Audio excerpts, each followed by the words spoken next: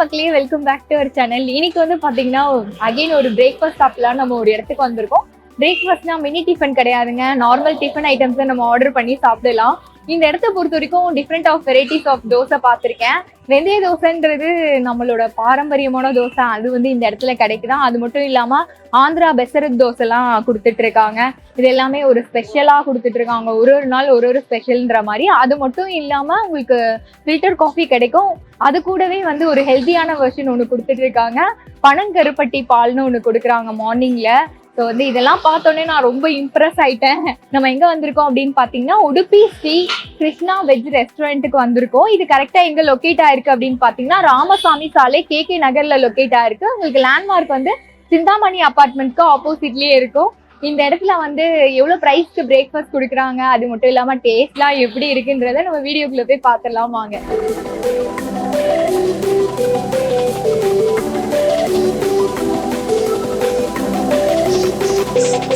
ஃபைனலாக நான் ஆர்டர் பண்ணது எல்லாமே வந்துருச்சு.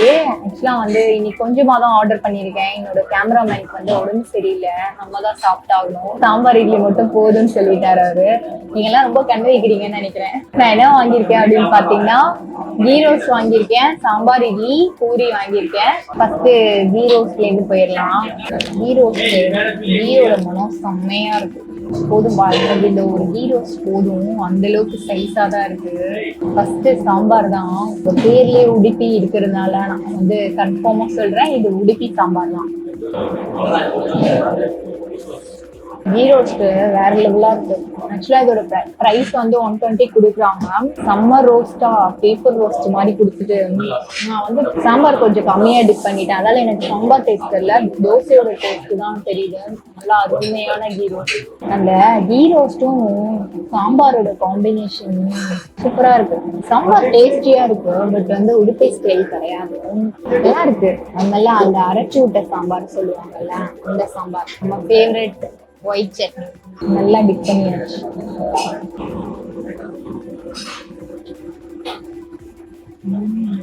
சட்னி வந்து நான் பார்த்தேன்ல அதே டேஸ்ட்ல தான் இருக்கும். ப்ராப்பர் ஹோட்டல்ல திக்கா கொடுப்பாங்க பார்த்தீங்களா, டேஸ்டியா இருக்கு.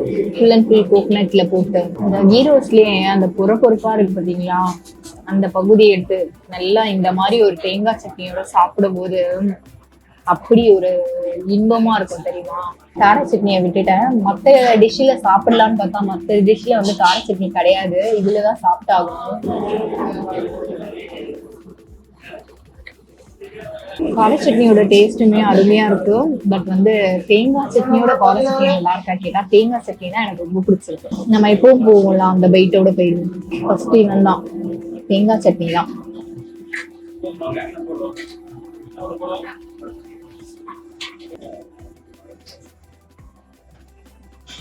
தோசைனாலே நமக்கு ரொம்ப பிடிக்கும். இந்த மாதிரி ஒரு கீ ரோஸ்ட் எல்லாம் கொடுத்தாங்கன்னு வச்சுக்கோங்க, நான் சாப்பிட்டுக்கிட்டே இருப்பேன்.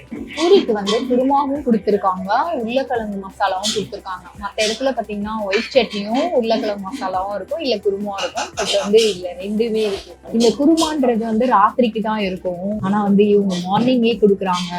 இதோட ப்ரைஸ் வந்து 75 rupeesக்கு கொடுக்குறாங்க. நல்ல ஒரு பெரிய சைஸ் பூரி தான் இது. ஃபர்ஸ்ட் குருமா தான், எல்லா காயும் போட்டிருக்காங்க குருமால.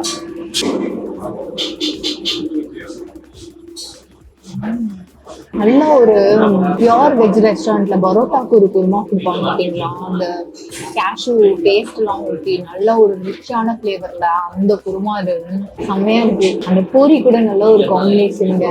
மார்னிங்ல இது கிடைக்கும் நான் எக்ஸ்பெக்ட் பண்ணவே இல்லை.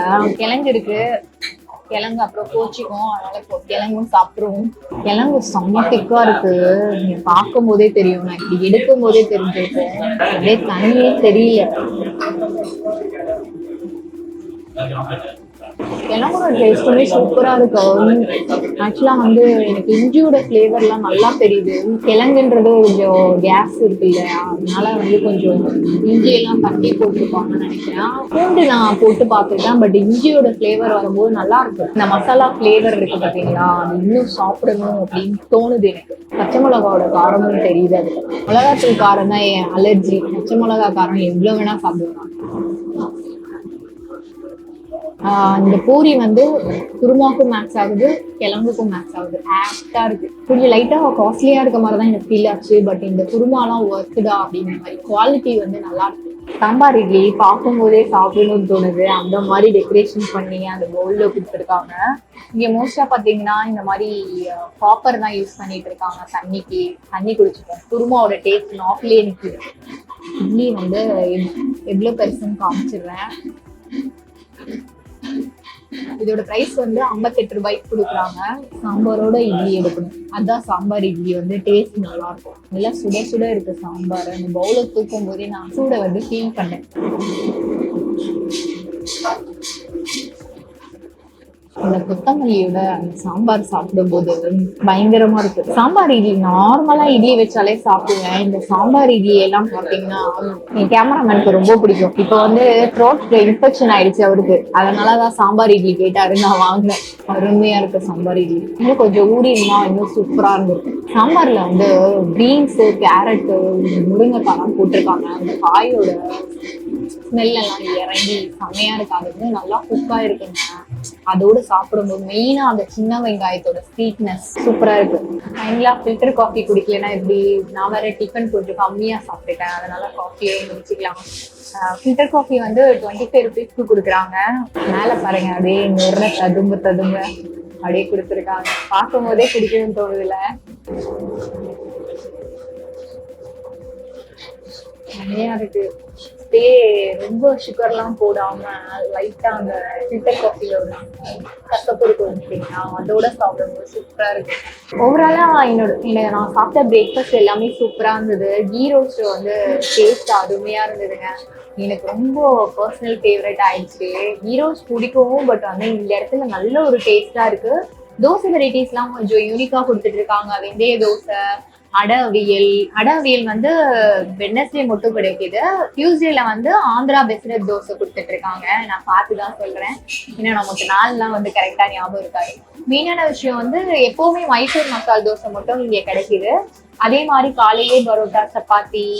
நான் குருமா இருக்கும் போதே இதுக்கு பரோட்டா சப்பாத்தி இருந்தா நல்லா இருக்குமே அப்படின்னு நினைச்சேன். ஒருத்தர் சப்பாத்தி ஆர்டர் பண்ணி சாப்பிட்டாரு. ஸோ வந்து ப்ராப்பரா ஹோட்டல்ல எல்லாமே கிடைக்கும்ல, காலையில இருந்து ஈவினிங் வரைக்கும் பரோட்டா சப்பாத்தி. அதே மாதிரி இந்த இடத்துலயுமே எல்லாமே கிடைக்குது.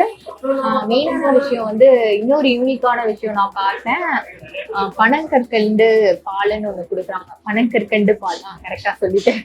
அது வந்து மார்னிங்ல காஃபி ஒரு ரீப்ளேஸா சில பேர் சாப்பிடுவாங்களே, ஹெல்த்தியா சாப்பிடணும் அப்படின்றவங்க அவங்க வந்து சாப்பிடலாம். ஆக்சுவலி பனக்கற்கண்டுன்றது கொஞ்சம் உடம்புக்கு வந்து குளுமையான விஷயம். சம்மர்ல வந்து இதெல்லாம் சாப்பிட்டு நம்ம சில்லுன்னு இருக்கலாம். சரி, இதே மாதிரி நம்ம வேற ஒரு இன்ட்ரெஸ்டிங் வீடியோ சந்திக்கலாம். பாய்.